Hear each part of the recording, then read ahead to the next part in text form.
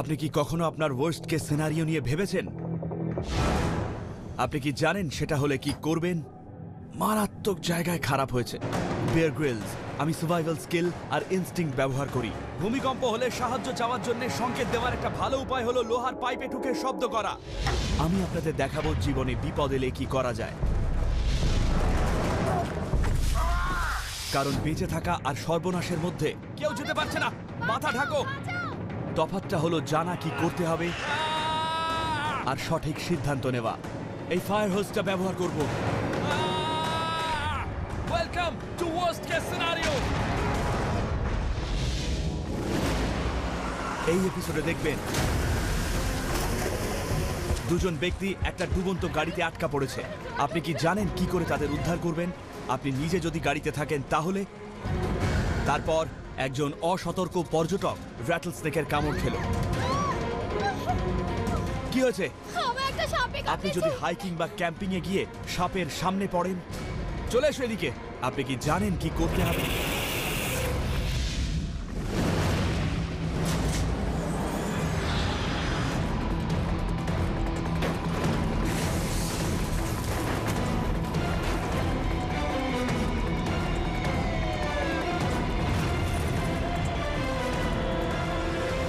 Worst case scenario with Bear Grylls.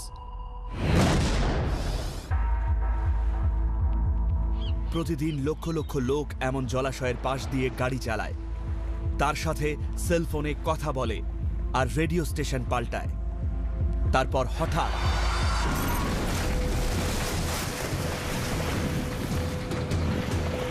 (2007) আমেরিকায় 370 জন মারা যায় যখন তাদের গাড়ি জলে ডুবে গিয়েছিল। বাঁচাও! বাঁচাও! আপনি কি একটা ডুবন্ত গাড়ির ভেতরে আটকা পড়লে পালাতে পারবেন বা অন্য কাউকে বাঁচাতে পারবেন? তাড়াতাড়ি!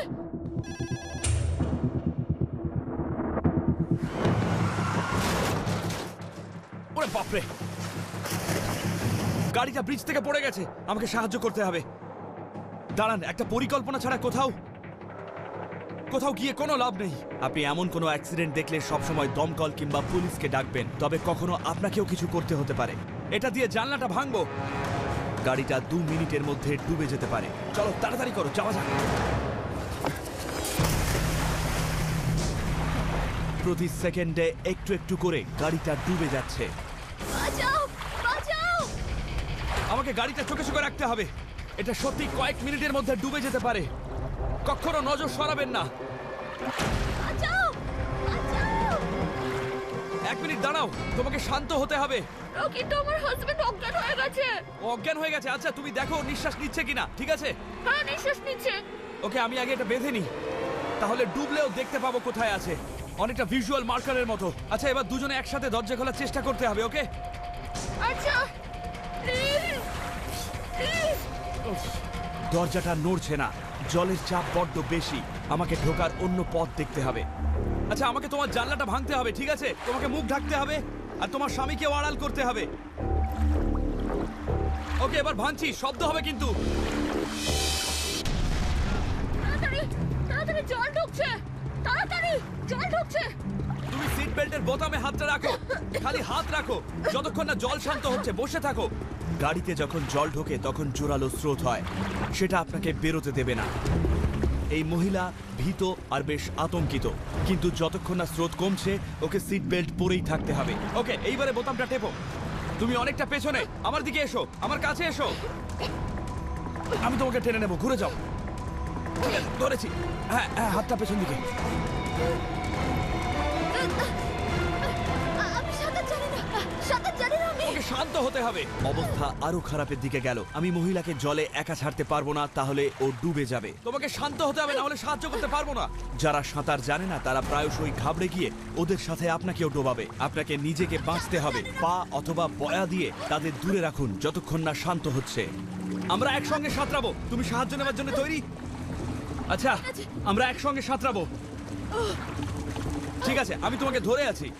শান্ত হও, বড় বড় নিঃশ্বাস নাও। প্রায় পৌঁছে গেছি। দাঁড়াও, পৌঁছে গেছি। ভাসমান যাই পাবেন তাই দিয়ে একাধিক বিপদগ্রস্তকে সাহায্য করতে পারেন। এই বয়াটা ধরে থাকো। খুব ভালো করছো। ঠিক আছে, ওটাকে জড়িয়ে ধরো।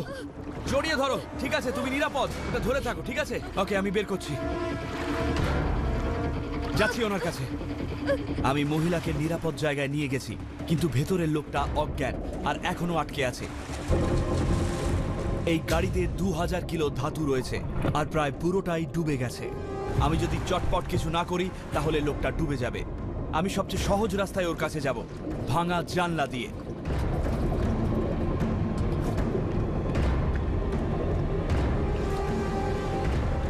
ইঞ্জিন বেশি ভারী বলে গাড়িটা সামনের দিকে ঝুঁকে পড়ে পেছন দিকে হাওয়ার পকেট তৈরি করছে।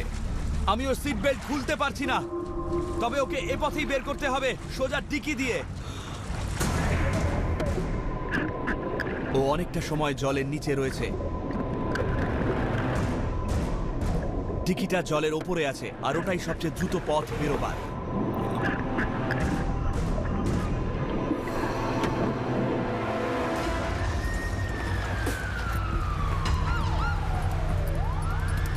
গাড়িটা ডুবতে কয়েক মিনিট লাগলো। একজন বা দুজন মারা যেতে পারত। এখন কোস্ট গার্ড এসে গেছে, ওরা ঠিকমতো সিপিআর করবে। আপনি যদি এইরকম ওয়ার্স্ট কেস সিনারিওর সম্মুখীন হন তাহলে কতগুলো জিনিস মনে রাখবেন। দমকল বা পুলিশ ডাকবেন। যদি ঠিক করেন কিছু করবেন তাহলে চটপট করবেন। পরিকল্পনা ছাড়া কোথাও গিয়ে লাভ নেই। কোনো যন্ত্র বা পাথর নিন যা দিয়ে জানলা ভাঙতে পারবেন। দরজা খোলার জন্য জলের চাপ সমান হওয়া অবধি অপেক্ষা করতে হবে। বিপদগ্রস্তের সিট বেল্ট বেঁধে রাখতে হবে। যেখানে আছো সেখানেই থাকো যতক্ষণ না জল শান্ত হচ্ছে। জলের চাপ সমান হলে সিট বেল্ট খুলে ওখান থেকে বেরিয়ে যাও। আমি ধরে আছি। সাঁতার জানে না এমন কাউকে সাহায্য করলে আগে নিজেকে বাঁচান। পা অথবা বয়া দিয়ে তাদের দূরে রাখুন যতক্ষণ না যথেষ্ট শান্ত হয়ে আপনাকে সাহায্য করতে দিচ্ছে। ওটাকে জড়িয়ে ধরো। জলের নিচে গাড়িতে ঢুকতে আগের থেকে তৈরি পথ আর হাওয়ার পকেট ব্যবহার করুন। এটা অনেকটা দুঃস্বপ্নের মতো। একটা কঠিন পরিস্থিতি আরো খারাপ হয় যখন কেউ আতঙ্কিত হয় বা একজন অজ্ঞান হয়ে পড়ে।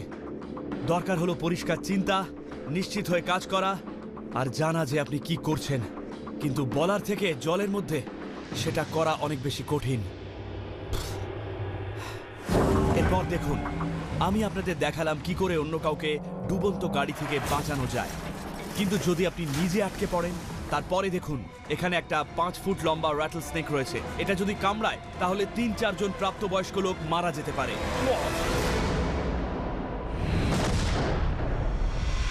भगवान को प्रत्यक्ष किसी ने देखा है? 1898 में बुद्ध की हड्डी के टुकड़े मिले। क्या ये अस्थियां बुद्ध की हैं? ये विवाद का विषय है। बुद्ध के अवशेष होना ये असामान्य घटना थी। अवशेष 8 स्तूपों में सुरक्षित हो गए और बाद में मिले केवल 2 स्तूप। आखिर